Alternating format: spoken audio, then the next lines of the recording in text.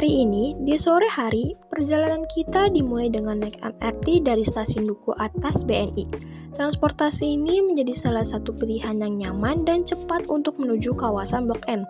Suasana sore di stasiun terasa ramai. Banyak penumpang yang datang dan pergi, namun tetap tertib dan teratur. Setelah melewati gerbang tiket, kita berjalan menuju peron.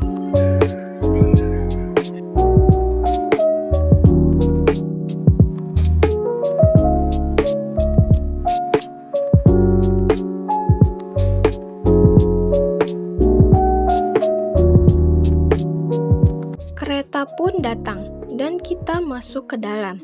Interior MRT terlihat bersih dan lapang, dengan penumpang yang duduk maupun berdiri dengan rapi. Pendingin udara membuat suasana semakin nyaman, dan perjalanan sore ini terasa menyenangkan. Kereta bergerak perlahan meninggalkan Duku Atas. Dari jendela terlihat pemandangan kota Jakarta yang sibuk, dengan cahaya sore yang mulai berganti menuju senja.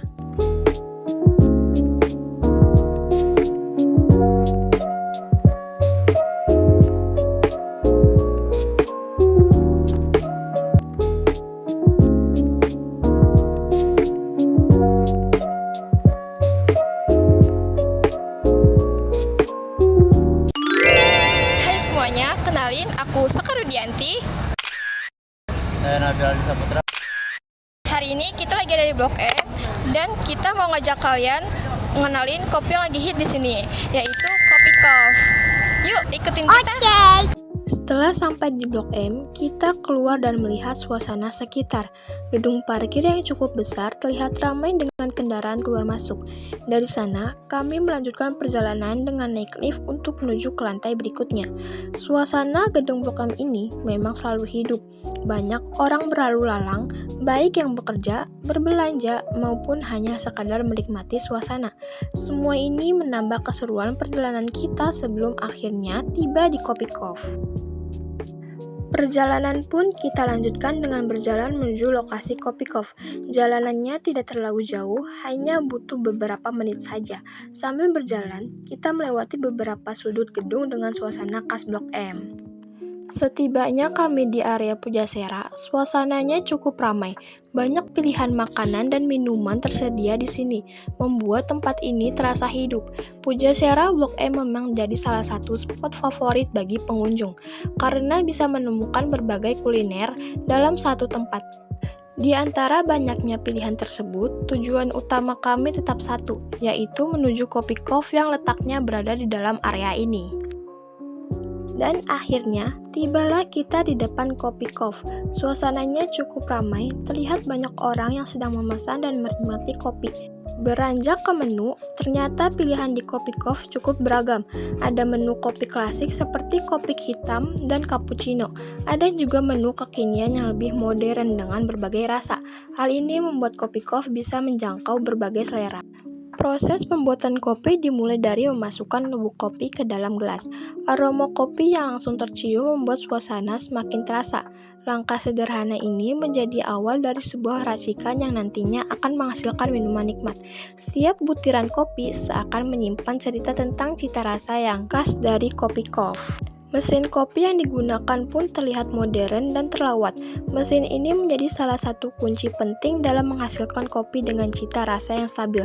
Selain fungsinya, mesin kopi juga memberi kesan profesional bagi pelanggan, karena menunjukkan bahwa Kopikof tidak main-main dalam menyajikan produknya. Setelah kopi selesai diproses, penjual kemudian mengocok kopi tersebut agar rasanya lebih merata.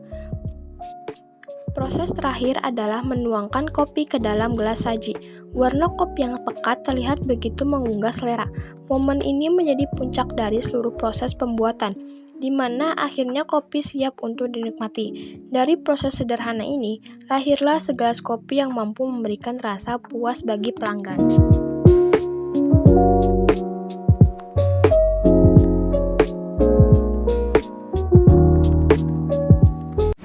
Semuanya, kali ini aku lagi ada di Kopikof. Nah, aku mau ngobrol-ngobrol sedikit sama salah satu penjual di sini. Agar bisa kita lebih kenal tentang Kopikof. Hai Kak, sebelumnya boleh tahu nama Kakak siapa? Ya. Kakak di sini sebagai apa? Sebagai pekerja. Pertanyaan pertama, menu apa yang paling banyak diminati oleh pelanggan nggak di Kopi Kov? Dan menurut kakak, apa alasan menu tersebut disukai? Mungkin kopi susu gula aren ya. Kenapa disukai? Karena mungkin ada arennya. Pertanyaan kedua, menurut kakak, apa tantangan terbesar dalam menjual kopi di kawasan Blok M ini? Tantangannya kalau gak ada yang beli sih, Kak. Iya. Pertanyaan ketiga, sejak kapan Kopi Kov mulai berdiri dan beroperasi? Udah lama. Sebelum covid. Ya. Pertanyaan keempat, apakah ada rencana untuk menambah menu baru atau melakukan inovasi ke depannya? Untuk sekarang nggak ada. Pertanyaan kelima, bagi kakak pribadi, hal apa yang paling menyenangkan selama menjalani usaha di Kopi Kov? Lingkungan sekitar sini sama pelanggan-pelanggan. Pertanyaan terakhir, bagaimana harapan kakak terhadap perkembangan Kopi Kov di masa yang akan datang? Semoga lebih laku lagi sih. Orang-orang lebih tahu. Oke, mungkin itu aja pertanyaan dari aku. Terima kasih banyak ya kak sudah meluangkan waktunya. Semoga Kopi Kov makin sukses dan banyak yang suka. Malam ini, setelah menghabiskan waktu di Kopi Kov, akhirnya kita memutuskan untuk pulang karena hari sudah malam. Suasana Blok M perlahan mulai tenang, lampu-lampu jalan menyala, dan keramaian yang tadi ramai kini berkurang. Udara malam memberi kesan berbeda dibandingkan sore tadi, lebih sejuk dan menenangkan. Kita berjalan santai menyusuri jalan menuju arah pulang, sambil sesekali melihat sekeliling yang mulai sepi. Meski hari sudah larut, rasa hangat dari pertemuan dan cerita yang tadi terjalin masih menemani perjalanan ini. Dan dengan itu, perjalanan hari ini selesai. Kita pun pulang karena sudah malam.